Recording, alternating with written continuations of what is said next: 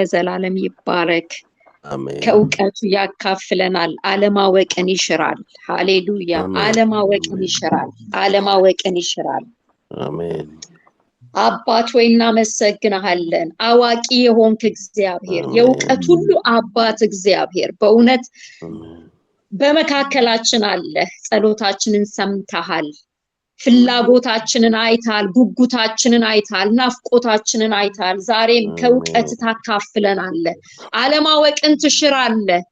እግዚአብሔር አባት ሆይ እናመሰግንሃለን። መንፈስ ቅዱስ ሃሌሉያ!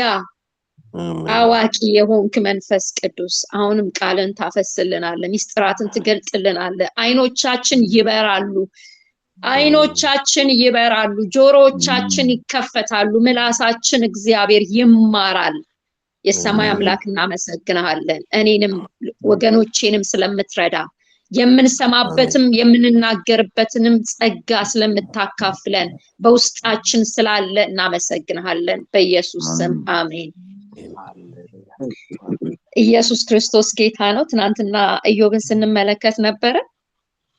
በብዙ እግዚአብሔር ያስተምረን ነበረ። አለማወቅ የሆነ እውቀት፣ በቃ አለማወቅ የሆነ መንፈስን እግዚአብሔር እንዲያነሳ፣ ባለማወቅ የሚደረጉ አላዋቂነቶች ምን ያህል ዲዛስተርን በቤተክርስቲያን እንደሚያመጡ የኢዮብን 3 ወዳጆች እያየን ነበረ። ከምድር የቀዱትን፣ ከአጋንንት የቀዱትን፣ ኦልሞስት በቃ ከሰማይ ያልሆነውን የእግዚአብሔርን ኢሜጅ የሚያጠፋውን ነገር ግን አዋቂ ነን እያሉ የሚናገሩት የነበረውን ነገር እንመለከት ነበረ። ኤሊሁም ጋር አይደል ያቆም ነው። በጣም ደስ የሚለው ግን እስከ 25 ድረስ በልዳዶስ 6 ቁጥር ነው የተናገረው አይደል? እንደዚህ አጭር ቁጥር አልተናገሩም።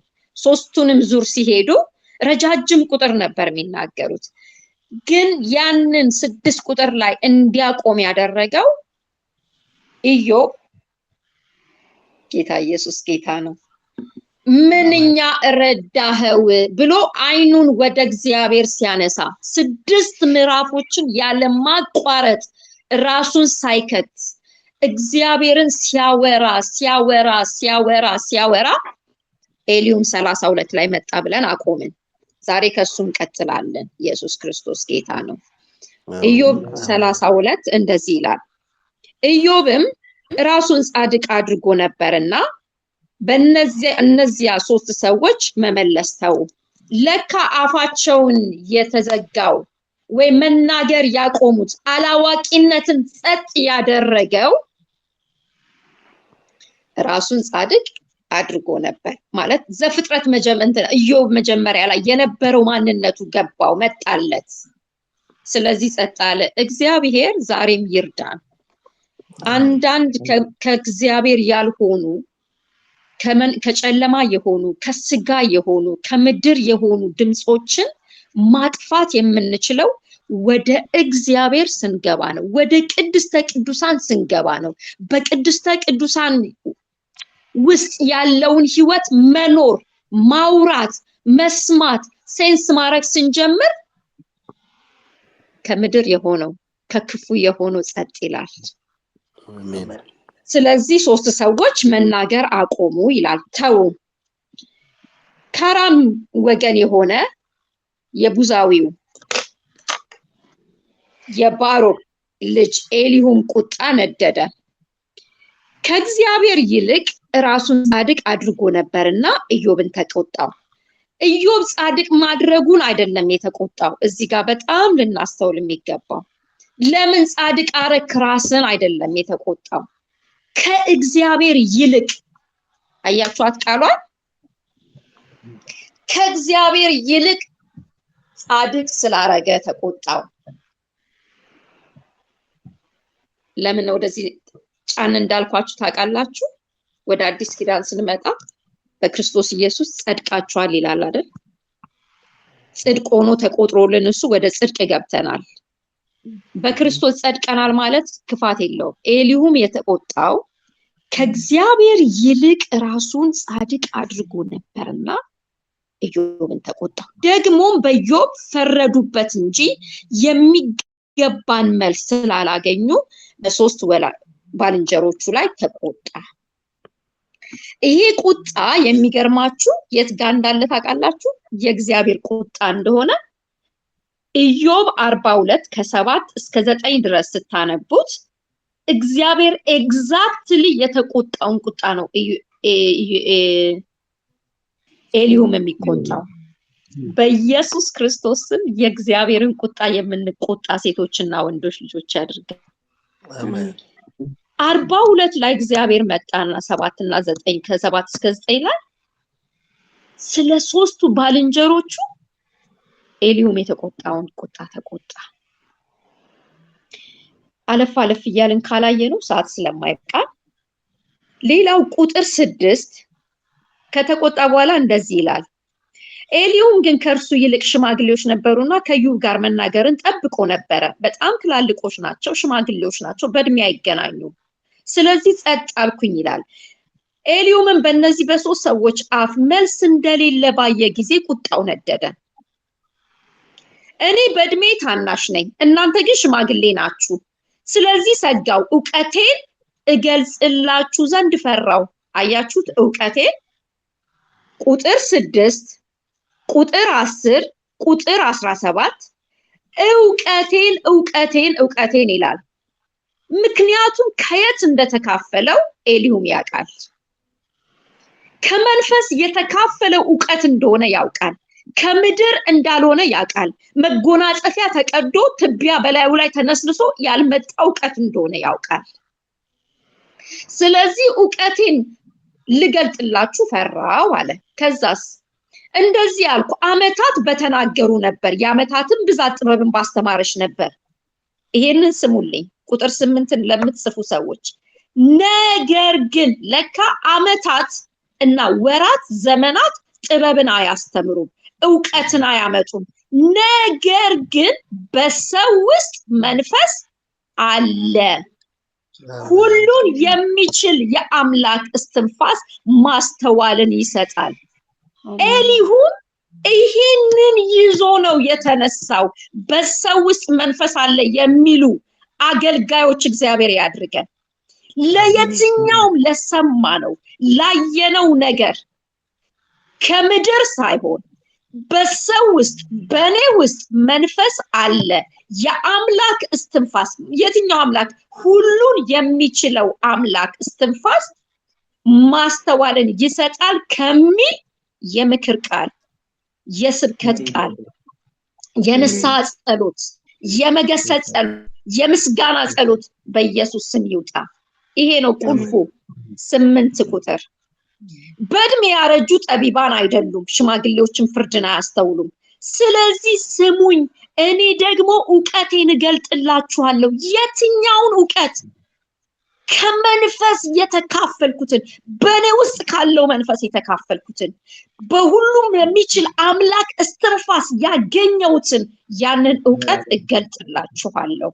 ማጋት ሾራ ዲጋናማስ። እነሆ ቃላችሁን በትዕግስት ጠበቅኩ፣ የምትናገሩትን ነገር እስክትመረምሩ ድረስ ብልሃታችሁን አደመጥኩ። ግን አለ አልተመለሳችሁም። እንዲሁ ልብ አደረግኩ፣ እነሆ በእናንተ መካከል ኢዮብን ያስረዳ ወይም ለቃሉ መልስ የሰጠ የለም። ቃል ያወጣል፣ የማያውቀውን ቃል ነው የሚያወጣው፣ በአይምሮው ነው የሚያወጣው፣ ያለ ዕውቀት የሆነ ነገር ነው የሚያወጣው። ከእናንተ ግን መልስ አልተገኘም። እናንተም ጥበብን አግኝተናታል፣ እግዚአብሔር እንጂ ሰው አያሸንፍም እንዳትሉ ተጠንቀቁ።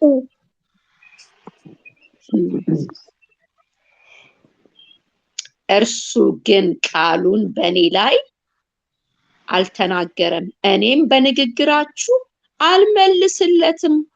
ለምን? የእናንተ ከምድር ነው፣ የኔ ከሰማይ ነው። ተግባቦት የለውም፣ ክፍል የለውም። ስለዚህ በንግግራችሁ አልመልስለትም። ዝቅ ብዬ ላንብበው። እነርሱም ደነገጡ፣ ዳግመኛ አልመለሱለትም፣ የሚናገሩትን አጡ። አሜን። የሚናገሩትን አጡ። በዛ በድፍረት ይናገሩ የነበሩ ሰዎች የሚናገሩትን አጡ። ለምን? ከሰማይ የሆነ ዕውቀት መጥቷል። በጌታ በኢየሱስ ክርስቶስም በዘመኗ ቤተክርስቲያን ላይ በሄሊዩም መንፈስ የሚነሱ ከሰማይ የተካፈሉ ከመንፈስ ቅዱስ የተካፈሉ ሁሉን ከሚችል አምላክ የተካፈሉ ሴቶችና ወንዶች በሰሜንና በደቡብ በምስራቅና በምዕራብ በጌታ በኢየሱስም ከመነሳታቸው የተነሳ ከምድር የሚቀዱ ነፍስን ያታከቱ ነፍስን በዝለት ያስኬዱ በሲኦል መንገድ ያስኬዱ ጸጥ የሚሉበት ዘመን በጌታ በኢየሱስ ስም ይሁን። የሚሉትን የሚያጡበት ዘመን ይሁን። አሜን። እንዴት አጡ ሲናገሩ አልነበር? ነው ከሰማይ መጥቷል። ከሰማይ የሚመጣ ከሁሉ ይበልጣል። እነርሱም አልተናገሩም፣ ቆሙም፣ ዳግመኛ አልመለሱምና እኔ በትዕግስት እጠብቃለሁ። እኔ ደግሞ ፋንታዬን እመልሳለሁ፣ ዕውቀቴን እገልጣለሁ። ኤሊሁም ነው የሚለው ለሶስተኛ ጊዜ ዕውቀቴን እገልጣለሁ። ከየት የተቀዳ ዕውቀት? ከሰማይ አባት ከእግዚአብሔር የመጣ ዕውቀት። በሰው ውስጥ መንፈስ አለ ከተባለ ዕውቀት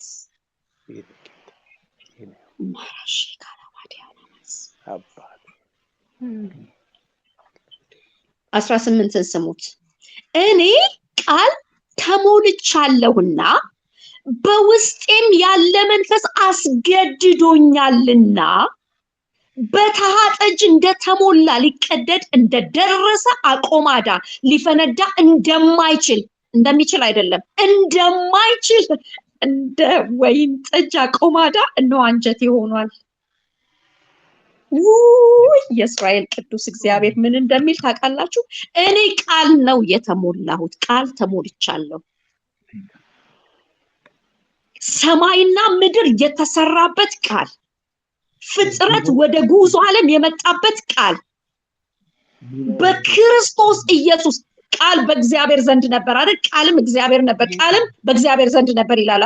ቃልም ኢየሱስ ክርስቶስ ነበር። በእሱ ተሞልቻለሁ። ለምን? አሁን ቀጥሎ ያለውን 6ቱን ምዕራፍ ስትመለከቱት ዘፍጥረት ጋር ነው የሚሄደው። ኤሊሁም ከዘፍጥረት ነው የሚጀምረውና የሚያስረዳው። ቃል ተሞልቻለሁ፣ በውስጤ ያለ መንፈስ አስገድዶኛል። እንደዚህ አይነት አገልግሎት በጌታ በኢየሱስ ስም እግዚአብሔር በእኔና በእናንተ ላይ ያፍስሰው። አሜን። ከዛስ ምን እንደሚል ታውቃላችሁ? በተሃጠጅ እንደተሞላ ሊቀደድ እንደቀረበ አቆማዳ ሊፈነዳ እንደማይችል። እንዴ ለምንድን ነው ሊፈነዳ የማይችለው?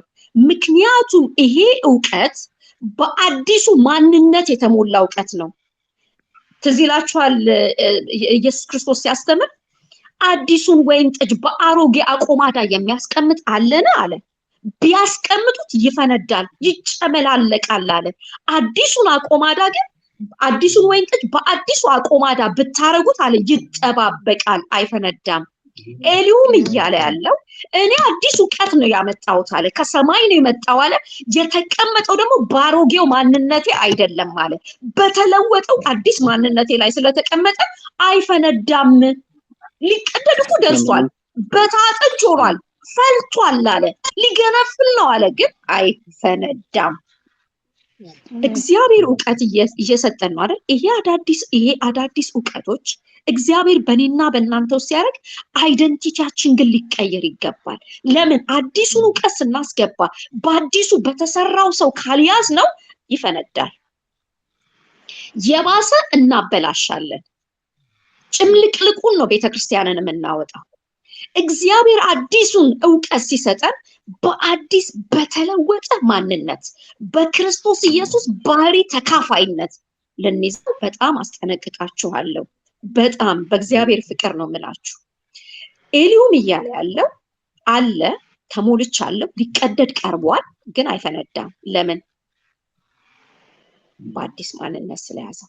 ጥቂት እንድተነፍስ እናገራለሁ፣ ከንፈሬንም ገልጬ እመልሳለሁ። ለሰው ፊት ይሄን ስሙኝ። በጣም በእግዚአብሔር ፍቅር የምነግራችሁ 21 እና 22 ለሰው ፊት ግን አላደላም፣ ሰውንም አላቆላምጥም፣ በማቆላመጥ እናገር ዘንድ አላውቅም፣ ያለዚያስ ፈጣሪ ፈጥኖ ከሕይወቴ ይለየኝ ነበረ ይላል። ስለ ባህሪው ተካፋይነት ሲናገር አያችሁ፣ ከክርስቶስ ኢየሱስ ባህሪ የተካፈለ ሰው አያቆላመጥም። ማቆላመጥ በሱ ዘንድ የለም። ስለዚህ ምንድነው የሚለው? ያልፈነዳሁት አለ ከአዲሱ ሰው ስለተካፈልኩ ነው አለና ለሰው ፊት አላደላም አለ። ይሄ ክርስቶስ ባህሪ ነው፣ የእግዚአብሔር ባህሪ ነው። ሰውን አላቆላመጥም አለ። ማቆላመጥና መናገር ቢሆን በኔ ዘንድ አለ ፈጽኖ ፈጣሪ ህይወቴን ከኔ ላይ ይወስድ ነበር አለ፣ ይቀስፈኝ ነበር አለ፣ ያነሳኝ ነበር አለ። በዘመናችሁ በጌታ በኢየሱስ ስም የማቆላመጥ አገልግሎትን ከኛ ላይ ያንሳ። ሰው ያልሆነውን ሆነሃል፣ ያልተደረገውን ተደርገሃል፣ ያልተሰራውን ተሰርቷል፣ ያልተነገረውን ተነግሮላል አልልም አለ። ይሄ ከኛ ላይ የተነሳ ይሁን። ይሄን ብሎ ምዕራፉን ይዘጋና ወደሚቀጥለው ምዕራፍ እንሂድ። 33 ነገር ግን ኢዮብ ሆይ ይለዋል። በጣም ደስ ያለኝ ምን እንደሆነ ታውቃላችሁ? 33ን ሲጀምር ስሙን ነው የሚጠራው። እነ ኤፋዝ በልዳዶስና ሶባል አልጠሩትም ስሙን። አይታችሁታል? ስትገልጡት ስሙን ኢዮብ ብለው አልጠሩትም። እግዚአብሔር ብቻ ነው ኢዮብ ላይ የጠራው። ትዝ ይላችኋል? ኢዮብን ሲጠራው ባሪያዬን ኢዮብን አይተኸዋል፣ ተመልክተኸዋል ሲል ትዝ ይላችኋል ለሰይጣን። እነ ኤፋዝ ግን አልጠሩትም፣ እነ በልዳዶስ አልጠሩትም፣ እነ ሶፋር አልጠሩትም። ኤልዮብ ግን ሲጀምር ንግግሩን ስሙ ለዘላለም ይባረክ እግዚአብሔር። ነገር ግን ኢዮብ ሆይ ንግግሬን እንድትሰማ ቃሌን ሁሉ እንድታደምጥ እለምንሃለሁ። አያችሁ፣ የፍቅር የእግዚአብሔር ባህሪ ተካፋይ ይዞት የመጣው መልእክት እኮ የቁጣ መልእክት ነው አይደል? ሲጀምር ግን እለምንሃለሁ። እግዚአብሔር የትህትናን መንፈስ ያካፍለን። እነሆ አፌን ከፍቼ አንደበቴን በትናጋዬ ተናገረ። ቃሌ የልቤን ቅንነት ያወጣል። ከንፈሮቼ የሚያውቁትን በቅንነት ይናገራሉ።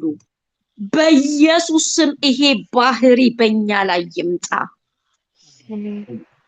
ቃሌ የልቤን ቅንነት ነው የሚያወጣው አለ። ገና እኮ ኃይለኛ ነገር ሊናገር ነው።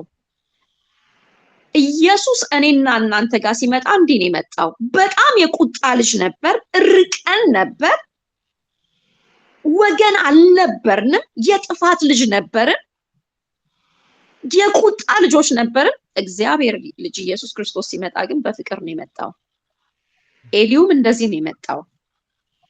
በቅንነት ነው የማወጣው፣ ከንፈሮቼ የሚያውቁትን በቅንነት እናገራለሁ። ከዛስ ቁጥር 4 ላይ የእግዚአብሔር መንፈስ ፈጠረኝ፣ ሁሉን የሚችል አምላክ እስትንፋስ ሕይወትን ሰጠኝ። መነሻዬ ይሄ ነው፣ መገኛዬ ይሄ ነው፣ ከዚህኛው ማንነቴ ነው ተነስቼ የምናገረው። ስለዚህ ስማኝ ይላል።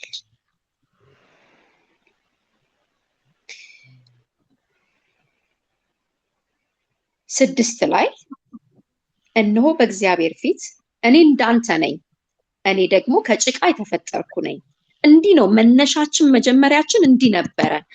ግን የአምላክ እስትንፋስ ነው እውቀት የሰጠኝ፣ የአምላክ መንፈስ ነው እንደዚህ የለወጠኝ ይላል። ከዛ ወዴት ልሂድላችሁ? እኔ ያኔ መተላለፍን እሱን ይቅርብኝና ከሰዓት ጋር ነው በጣም ለመፍጠን የምሞክረው ከትልቅ ይቅርታ ጋር። ኢዮብ ያለ እውቀት እንደተናገረ 8 ላይ እንደዚህ ይላል። በጆሮዬ ተናግረሃል፣ የቃልንም ድምፅ ሰምቻለሁ።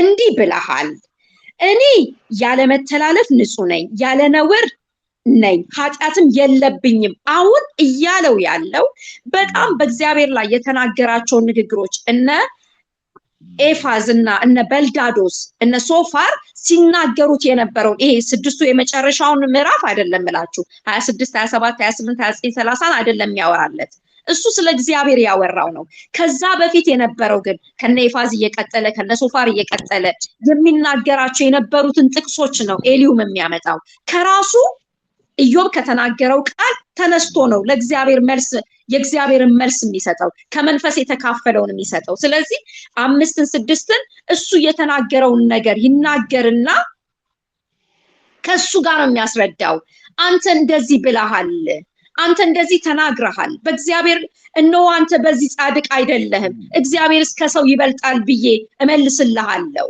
ብሎ መልስ ይሰጣዋል ከዛ ምንድነው የሚያደርገው እግዚአብሔር ሰዎችን እንዴት እንደሚያስተምራቸው ባልጋ ላይ አስተኝቶ እንዴት እንደሚያስተምራቸው እንዴት እንደሚናገራቸው እንዴት እንደሚገስጻቸው እንዴት እንደሚፈውሳቸው እንዴት ይቅርታ ደግሞ እንዴት እንደሚያረግላቸው ያወራለታል ምዕራፉን ስትመለከቱት ከዛ ዝቅ ልበልና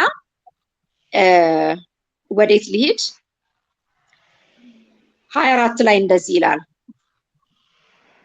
27 ላይ 22 ላይ ነፍሱ ወደ ጉድጓድ ህይወቱም ወደሚገድሏት ቀርባለች የቀናውን መንገድ ለሰው ያስታውቅ ዘንድ ከሺህ አንድ ሆኖ የሚተረጉም መልአክ ቢገኝለት እየራራለት ቤዛ አግኝታችኋል ወደ ጉድጓድ እንዳይወርዱ አድነን ቢሉ የሚቃትት ቢገኝ የሚለምን ቢገኝ ስጋው እንደ ሕፃን ስጋ ይለመልማል ወደ ጎብዝናውም ዘመን ይመለሳል እግዚአብሔር ሰዎች ያጠፋሉ አለ ሰዎች የሆነ ሮንግ ነገር ይሄዳሉ ግን አንድ ሰው ስለነሱ ቢነሳና ቢለምን እግዚአብሔር እንደገና ምህረትን ያደርጋል ይልና 21 26 27 28 እሱን ነው የሚያወራው ወደ እግዚአብሔር ቢጸልይ እሱም ሞገስ ይሰጠዋል እና እግዚአብሔርን ይለው የነበረ ነገር አንተ እንደምትለው አይደለም እግዚአብሔር ማለት በጣም የምህረት አምላክ ነው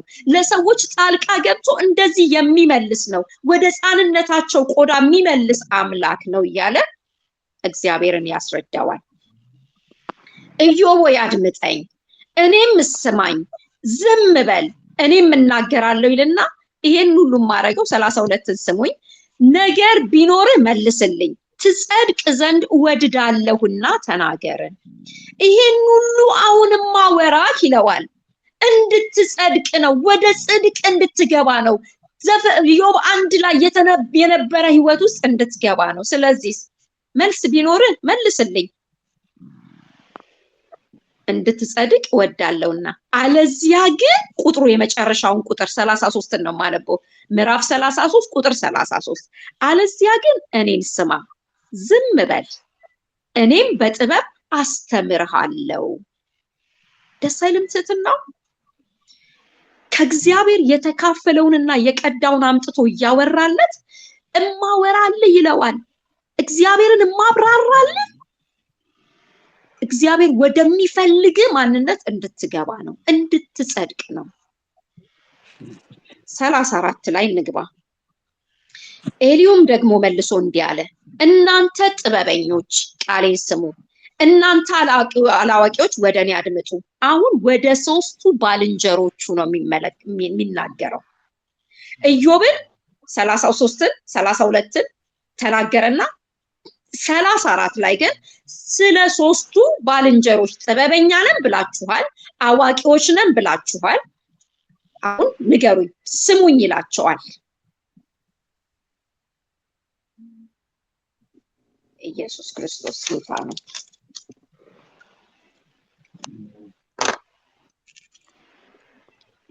ምንም እውነተኛ ስሙኝ ይላቸውና ትናጋ መብልን እንደሚቀምስ ጆሮ ቃልን ትለያለችና ቅን የሆነውን ነገር እንምረጥ መልካሙንም ነገር በመካከላችን እንወቅ አሁን ስለተናገሩት ጆሮአቸው እንዴት ነበር የሚሰማው ትናጋቸው ምላሳቸው እንዴት ነበር የሚቀምሰው እሱን ነው የሚያስረዳቸው የሚያስታውሳቸው ቅን የሆነውን ነገር እንምረጥ መልካሙን ነገር በመካከላችን እንወቅ ኢዮብ እኔ ጻድቅ ነኝ እግዚአብሔር ግን ፍርዴን አስወግዷል።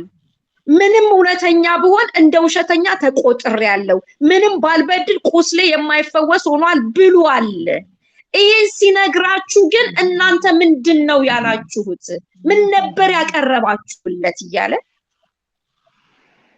ስለ ሶስቱ ወዳጆቹ በጣም የተሳሳተ ከእግዚአብሔር ያልተካፈለ ነገር እንደተናገሩ ያብራራላቸዋል፣ ያስረዳቸዋል።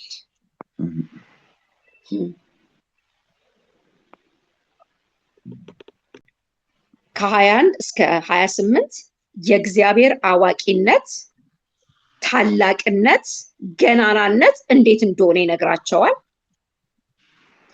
ቁጥር 33 ላይ ይወርድና በውኑ አንተ ጥለኸዋል፣ ፍዳውን አንተ እንደምትወደደው ይሆናልን? አንተ ትመርጠዋለህ እንጂ እኔ አይደለሁም።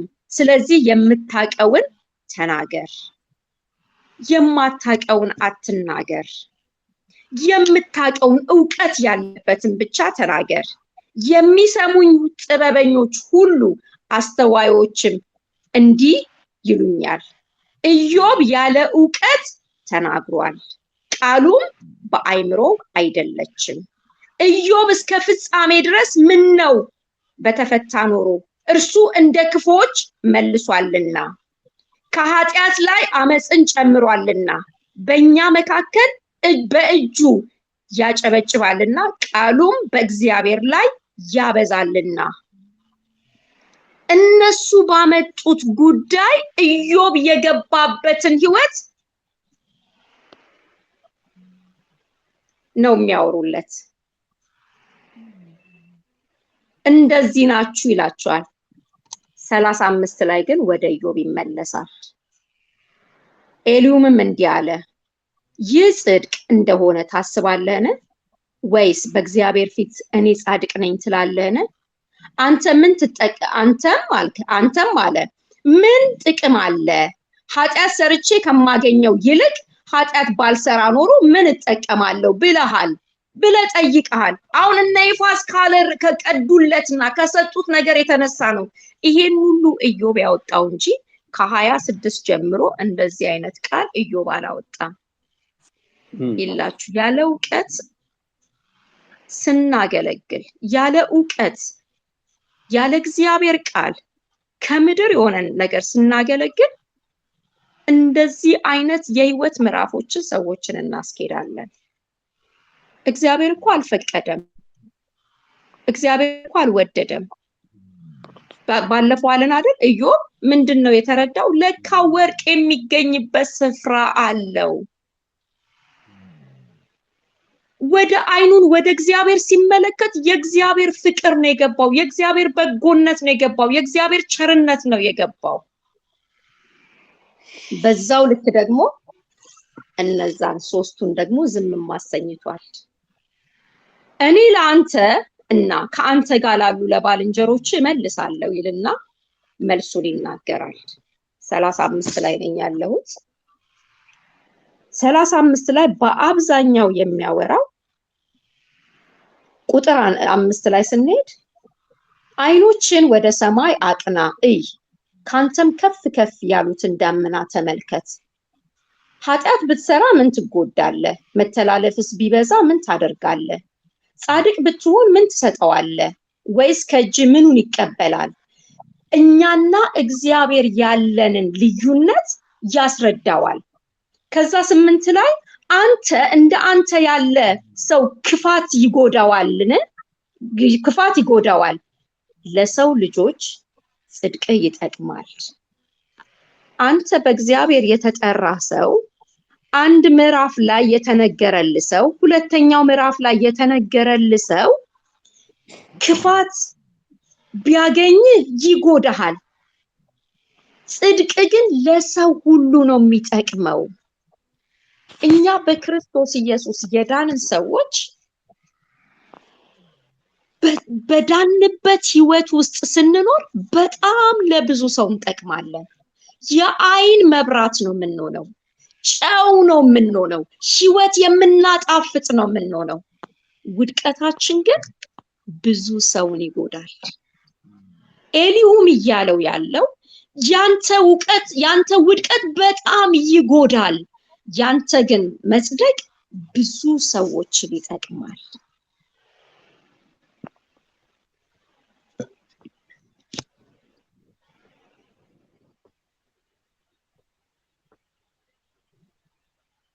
ምዕራፉን ሲዘጋ 35 ስለዚህ ኢዮብ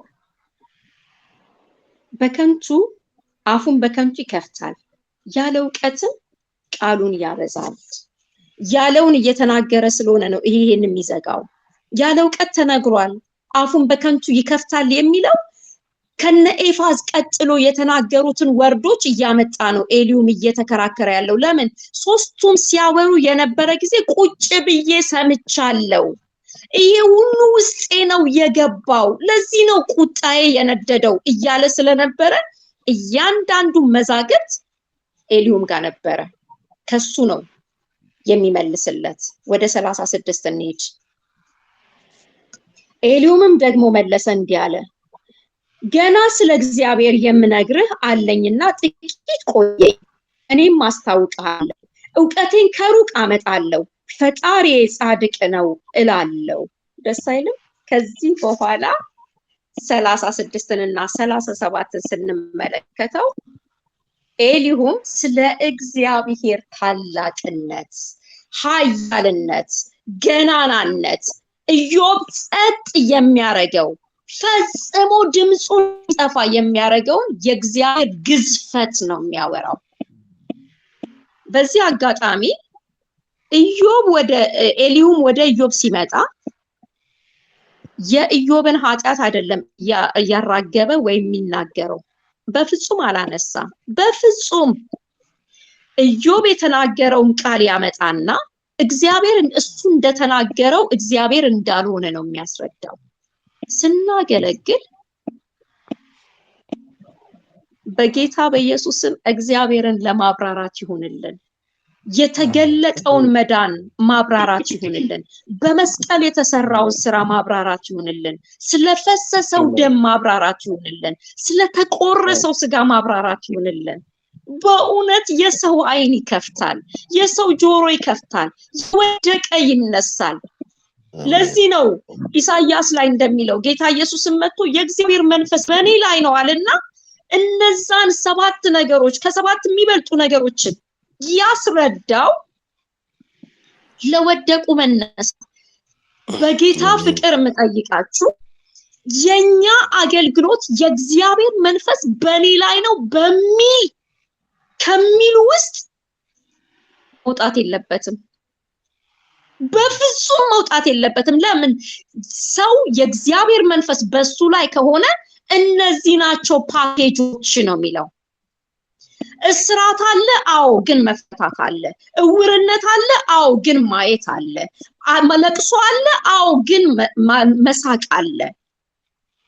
ድህነት አለ፣ አዎ፣ ግን ባለጠግነት አለ። ኤሊሁም ያረገው እንደዚህ ነው። በሰው ውስጥ መንፈስ አለ ብሎ ለታሰረው መፈታትን እያደረገ፣ ለታረዘው መፈታትን እያረገ፣ ለእውር ማየትን እያረገ፣ ለደንቆሮ መስማትን እያረገ፣ ለወደቀ መነሳትን እያረገ፣ ላለቀሰ ሳቅን እያረገ ነው እየመጣ ያለው። የእግዚአብሔር መንፈስ በእኔ ላይ ነው ከሚለው ውጪ ኤሊሁም እየተናገረ አንድም ቃል አታገኙም። በቅንነት አወራለሁ፣ በትህትና አወራለሁ፣ በአክብሮት አወራለው። ኢየሱስ ክርስቶስ ሲያገለግልበት የነበረውን መንፈስ ኤሊሁም ላይ እናየዋለን።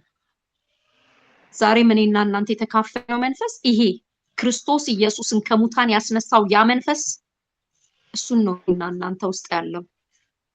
ሰዎችን ካሉበት የሚያወጣ፣ ከተጫናቸው ነገር የሚያወጣ፣ ከወደቁበት የሚያወጣ፣ ቃሌን በእውነት ያለ ሐሰት ነው 36 ነው ማነበው። እውቀቴን ከሩቅ አመጣለሁ፣ ፈጣሪዬንም ጻድቅ ነው ላለው ይላል። ቃሌ በእውነት ያለ ሐሰት ነው፣ በእውቀት ፍጹም የሆነው አንተ ጋር ይናገራል። ምንድነው የሚለው? በእውቀት ፍጹም የሆነ ሰው ነው ካንተ ጋር ያወራ ያለው።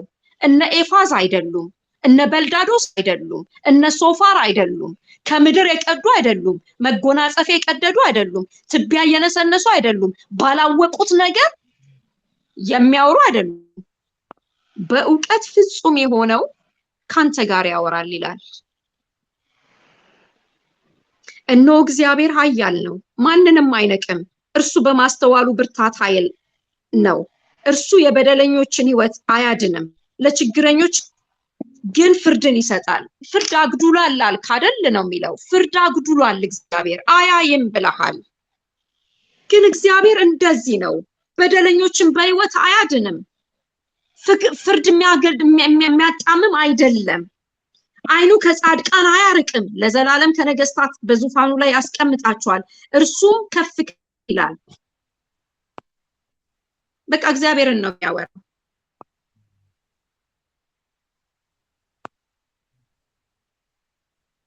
በጣም ስለ እግዚአብሔር ባህሪ ያወራዋል። 22 ላይ እነሆ እግዚአብሔር በኃይሉ ከፍ ያለውን ነገር ያድርጋል፣ እንደርሱ ያለ አስተማሪ የለም። ማን ነው? በቃ እንደሱ ያለ አስተማሪ ማን ነው? መንገዱን ማን ያዝለታል? ወይስ ኃጢአት ሰርታል የሚለው ማን ነው? ሰው